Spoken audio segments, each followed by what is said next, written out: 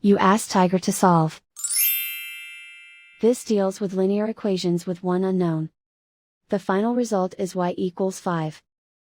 Let's solve it step by step. Group all constants on the right side of the equation. Subtract 2 from both sides. Group like terms. Simplify the arithmetic.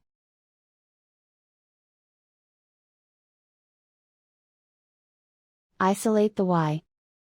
Multiply both sides by inverse fraction 5 over -1.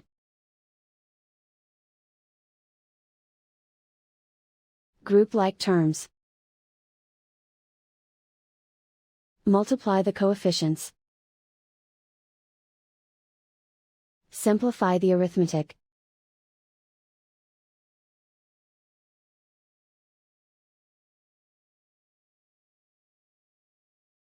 And so the final result is y equals 5.